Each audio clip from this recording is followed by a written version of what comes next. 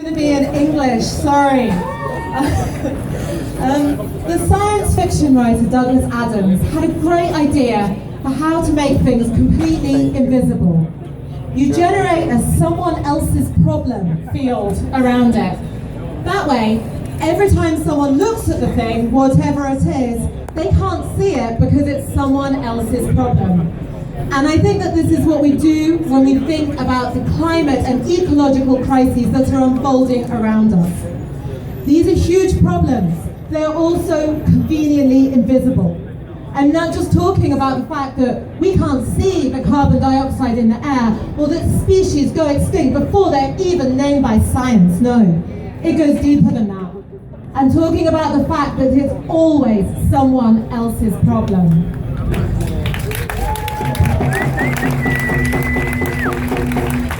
China needs to cut down their emissions. Brazil needs to cut down fewer trees, even when the realities of the climate crisis crash headlong into our world. Unless we are directly affected, it is always someone else's problem.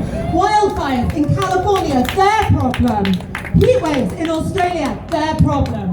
90% of an entire city destroyed by floods in Mozambique. Well, that's in Africa. Africa always has problems. We think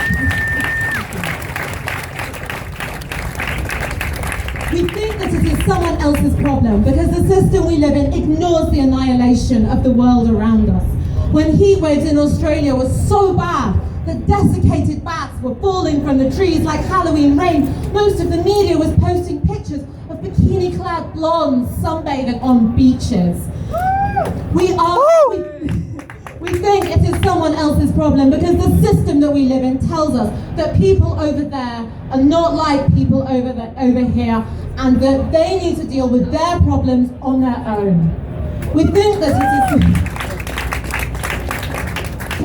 it is someone else's problem because the system that we live in tells us that we will be okay.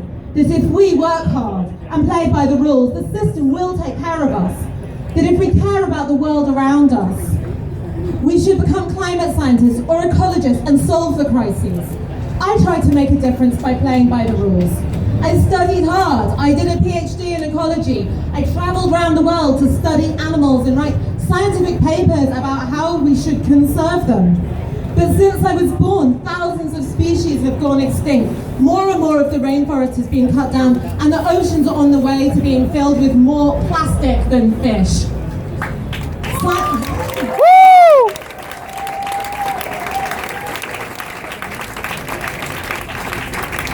Scientists have offered solutions, but they couldn't compete with profit. When I was a child, I was told not to worry about global warming because the grown-ups would fix it. Since I was born, annual emissions have gone up by 60%. Scientists have developed ways to wean us from our addictions to dirty energy. But the powerful corporate lobbies have protected their fossil fuel profits time after time after time after time. The system is destroying the world around us and destroying our very future. And yet still they tell us, don't worry, it's under control. Play by the rules and the system will look after you. Well, I've stopped thinking that playing by the rules works.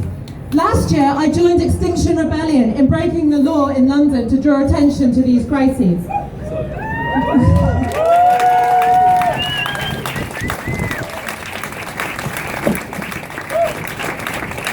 We stopped acting like the destruction of the world around us was someone else's problem and took to the streets to shout that this is not okay.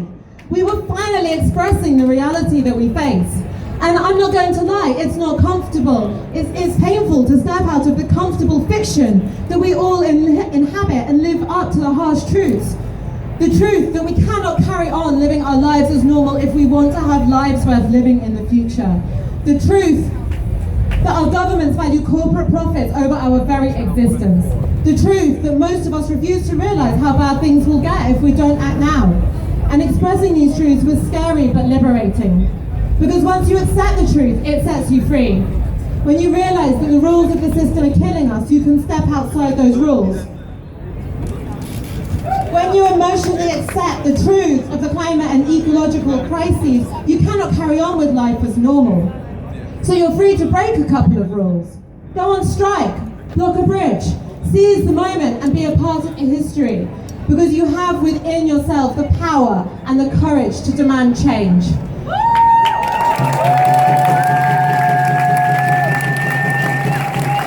Damn right.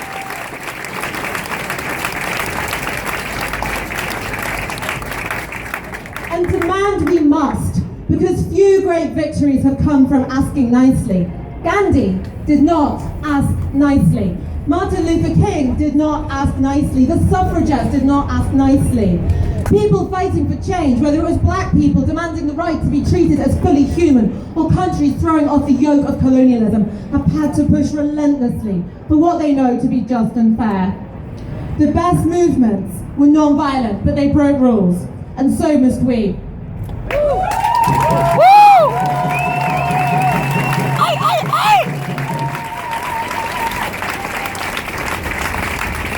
The system we live in wants us to think that we are all alone, that we are not people or communities, we are consumers, that we have to be more successful than our peers, have more money, a better house and car, and more glamorous holidays. By keeping us separate, by keeping us in competition, the system keeps us weak and makes us depressed and sells us more stuff. But trust me, I'm a biologist. Humans are not just a competitive species.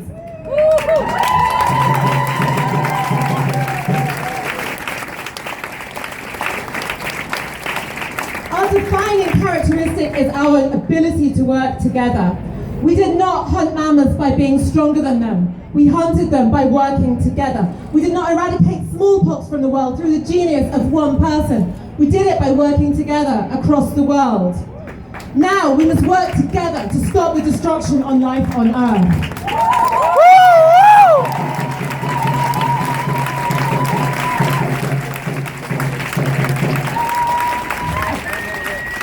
Because we know that what we face is huge.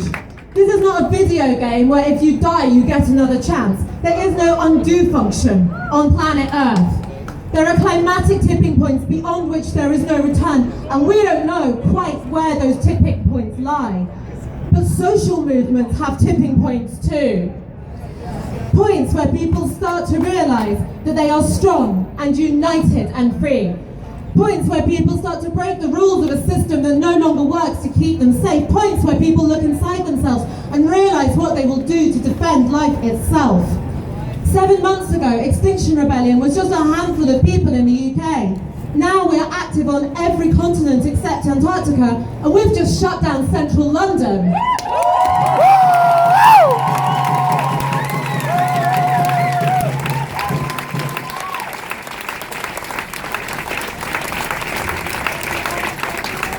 Eight and a half months ago, a young Swedish girl started taking Fridays off school to sit outside Parliament on her own. On March the 15th this year, she was joined by over 1.5 million people in over 120 countries. A ripple can become a flood.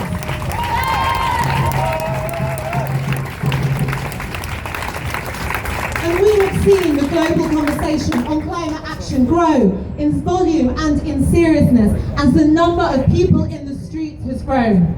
So we're here today because the climate and ecological crises are not someone else's problems. They are our problems. And we stand with people past and present who have fought and are fighting for a better world, because we can see through the lies that we are told.